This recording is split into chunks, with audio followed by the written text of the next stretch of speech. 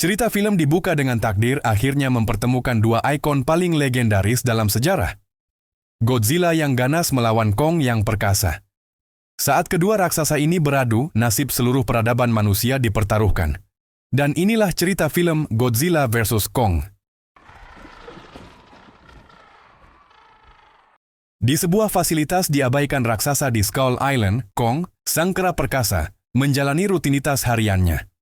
Ia mandi di bawah air terjun dan mencari makan, sebelum akhirnya dengan geram melemparkan sebatang pohon yang telah diruncingkan ke langit, yang ternyata menancap di dinding kubah kamuflase raksasa. Ia adalah subjek penelitian Monarch di bawah pengawasan Dr. Eileen Andrews. Satu-satunya koneksi adalah dengan Jia, seorang gadis tuli dari suku Iwi yang menjadi yatim piatu dan kini dirawat oleh Ilene. Melalui bahasa ikonik, Jia dan Kong berbagi ikatan yang mendalam. Monarch menghadapi dilema, menahan Kong di dalam kubah akan membuatnya depresi, tetapi melepaskannya ke dunia terbuka akan memicu konflik teritorial dengan predator alfa lainnya, Godzilla. 5 tahun telah berlalu sejak pertempuran di Boston yang menobatkan Godzilla sebagai raja para Titan. Kini, sebuah perusahaan teknologi bernama Apex Cybernetics, dipimpin oleh Walter Simmons, menjadi yang terdepan dalam membangun kembali peradaban. Namun, seorang mantan teknisi Apex, Bernie Hayes, menjalankan sebuah podcast konspirasi bernama Titan Truth Podcast, yakin bahwa Apex menyembunyikan sesuatu yang gelap.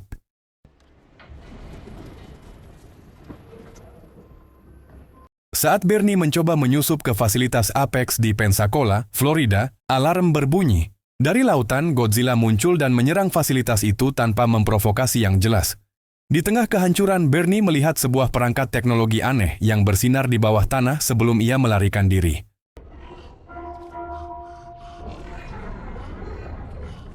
Berita tentang awalan Godzilla menyebar ke seluruh dunia. Madison Russell, yang kini tinggal bersama ayahnya, Mark, menolak untuk percaya bahwa Godzilla telah berubah menjadi jahat.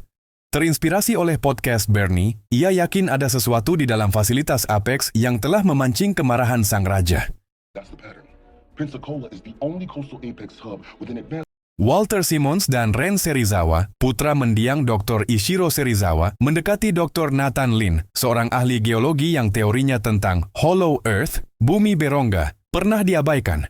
Apex telah mendeteksi sumber energi maha dahsyat di dalam inti planet, sebuah ekosistem purba yang mungkin menjadi asal para Titan. Mereka membutuhkan sumber energi itu untuk menciptakan senjata yang mampu melawan Godzilla. Dengan menunjukkan kendaraan canggih yang dirancang untuk menahan tekanan ekstrim di Hollow Earth, mereka berhasil merekrut Nathan.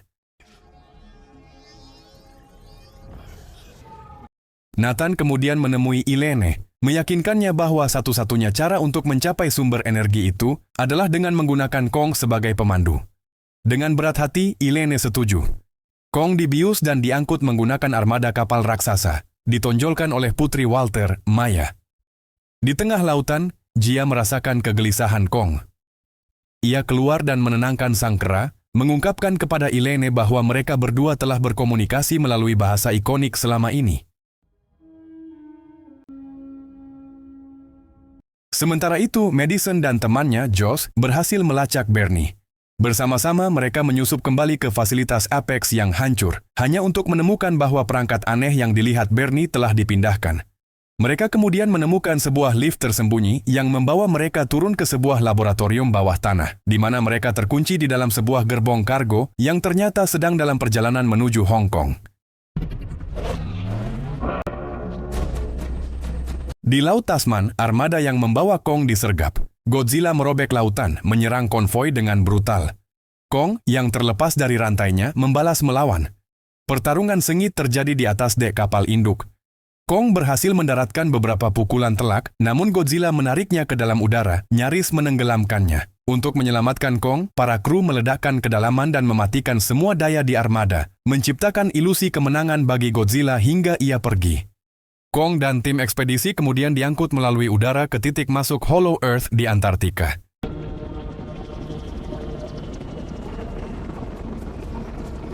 Di Antartika, Jia meyakinkan Kong untuk memasuki terowongan raksasa yang diyakini sebagai jalan menuju rumah leluhurnya. Kong memimpin tim melewati sebuah portal gravitasi, membawa mereka ke sebuah dunia purba yang menakjubkan di inti planet. Di sana, Kong harus melawan predator-predator terbang buas, membuktikan bahwa ia adalah raja di dunia baru ini.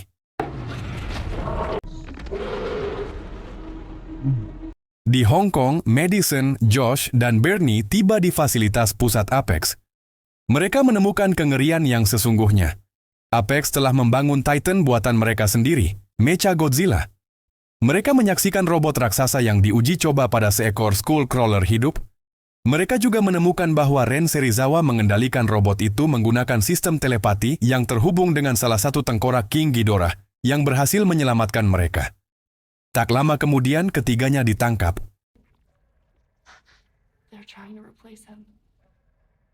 Jauh di bawah tanah, tim ekspedisi menemukan sebuah kuil raksasa, ruang takhta leluhur Kong.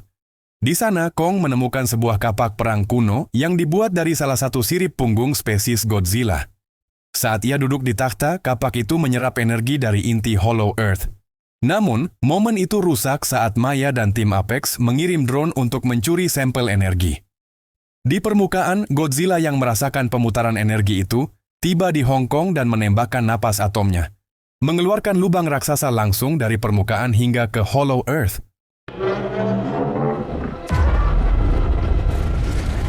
Pengiriman dari permukaan mengisi kapak Kong dengan energi biru. Marah karena pengkhianatan Apex, Kong menghancurkan tim Maya dan melompat melalui lubang yang baru dibuat, kembali ke permukaan untuk menghadapi saingan lamanya. Pertarungan ronde kedua pun dimulai di tengah gemerlap lampu neon Hong Kong. Kali ini, dengan kapak yang terisi energi, Kong berhasil mendominasi pertarungan, bahkan mampu menahan nafas atom Godzilla dan menjatuhkannya. Namun Godzilla bangkit kembali dan berhasil melumpuhkan Kong. Godzilla menatap lawannya yang tak berdaya, meraung di wajahnya, namun Kong balas meraung tanpa rasa takut. Merasa pertarungan telah usai, Godzilla berbalik dan pergi. Di dalam markas Apex, Walter Simmons bersiap untuk melepaskan Mechagodzilla. Namun saat Ren mengaktifkan koneksi, kesadaran Ghidorah yang tersisa di dalam tengkorak itu mengambil alih sistem. Mechagodzilla menjadi pembohong, membunuh Walter dan menyetrum Ren hingga terbunuh. Robot itu kemudian muncul ke permukaan dan menyerang Godzilla.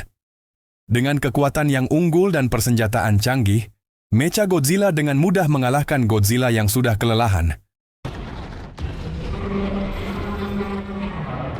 Merasakan detak jantung Kong yang melemah, Nathan dengan nekat menggunakan salah satu kendaraan Apex sebagai defibrilator darurat menghidupkan kembali sang kera raksasa. Jia melalui bahasa isyarat menyampaikan pesan penting kepada Kong. Godzilla bukanlah musuh yang sebenarnya. Mengerti? Kong bangkit dan mencegat Mechagodzilla tepat sebelum robot itu mendaratkan pukulan mematikan pada Godzilla.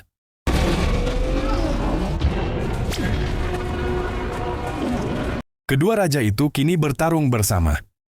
Godzilla menembakkan napas atomnya ke kapak Kong, memberikan kekuatan untuk memotong-motong anggota tubuh Mechagodzilla.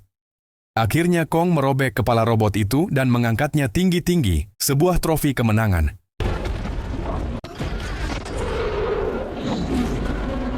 Setelah pertempuran, Madison bersatu kembali dengan ayahnya. Godzilla dan Kong saling bertatapan. Kong menjatuhkan kapaknya, sebuah isyarat gencatan senjata. Kedua Titan itu mengakui satu sama lain sebagai kekuatan yang setara sebelum Godzilla kembali ke kedalaman lautan. Beberapa waktu kemudian, Monarch telah membangun pos pengamatan baru di Hollow Earth. Di sana, di dunia barunya, Kong kini memerintah sebagai raja yang tak terbantahkan, bebas menjelajahi tanah leluhurnya. Dan film pun tamat.